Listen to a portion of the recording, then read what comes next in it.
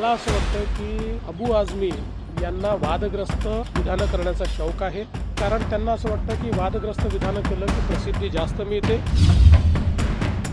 वारी संदर्भामध्ये अबू आझमी यांनी एक वादग्रस्त वक्तव्य केलं की हिंदूंचे सण असतात तेव्हा रस्त्यावर गर्दी झाली, त्याला मुसलमान विरोध करत नाही, पण मुसलमानांच्या नमाजला मात्र विरोध केला जातो, तक्रारी दिल्या मला असं वाटतं की अबू आझमी यांना वादग्रस्त विधानं करण्याचा शौक आहे, कारण त्यांना असं वाटतं की वादग्रस्त विधानं केलं की प्रसिद्धी जास्त मिळते।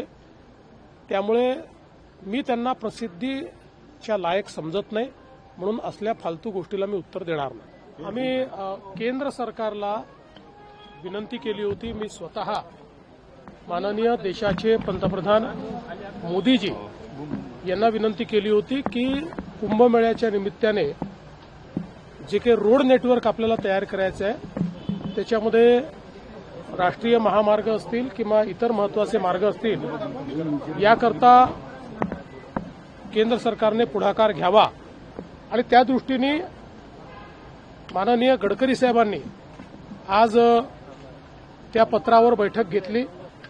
जवळपास 8 प्रमुख रस्ते जे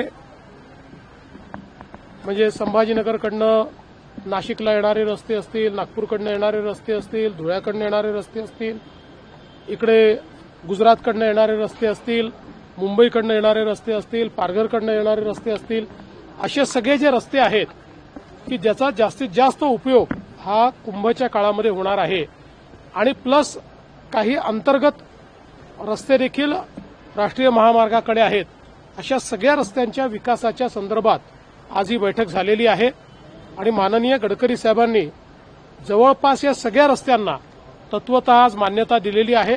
लवकरच त्याचा डीपीआर करून त्याला निधी उपलब्ध करून देण्यात येईल आणि ते काम देखील पूर्ण करण्यात येईल। यामुळे कुंभच्या काळामध्ये जो काही प्रचंड मोठा ट्रॅफिक अपेक्षित आहे त्या ट्रॅफिक करता विस्तारित रोड नेटवर्क हे आपल्याला उपलब्ध होणार आहे। द्वारका सर्कलचा एक मोठा विषय आहे जो कुंभमेळ्यासाठी, द्वारका सर्कलचा जो काही विषय आहे त्याच्यामध्ये 2 फेज करायचे ठरले आहेत। पहिल्या फेजमध्ये कुंभपर्यंत जे होऊ शकतं ते करणार आहे आणि त्याच दरम्यान सेकंड फेजचाही वर्क ऑर्डर दिला जाईल, कारण तिथे जे काही इंटरव्हेन्शन्स आहेत त्याला थोडा अधिक वेळ लागणार आहे आणि मग त्या अधिक वेळाकरता कुंभच्या काळात तो भाग खोदून ठेवलेला असेल अशी परिस्थिती येऊ नये म्हणून याला 2 भागांमध्ये आपण परिवर्तित केलेला आहे। एक भाग हा कुंभपर्यंत करण्यात येईल आणि दुसऱ्या भागाचं काम कुंभनंतर सुरू करण्यात येईल। यासोबत नाशिक रिंग रोडचा देखील विषय आज मंजूर झालेला आहे। हो, कुंभ म्हणजे नाशिक आणि त्र्यंबक या 2 ठिकाणी तिथे भाविक जातात, त्यामुळे त्या दरम्यानचा रोडचा एक विषय आहे। नाशिक आणि त्र्यंबक हा जो रस्ता आहे याचंही काम जे आहे ते आम्ही पूर्ण करतो आहोत। विशेषतः काही ठिकाणी आता आपण 6 लेनचा रोड करतो आणि पलीकडे 4 लेनचाच रोड होता, तोही 6 लेनचा करण्याची आता गडकरी साहेबांनी मान्यता दिली।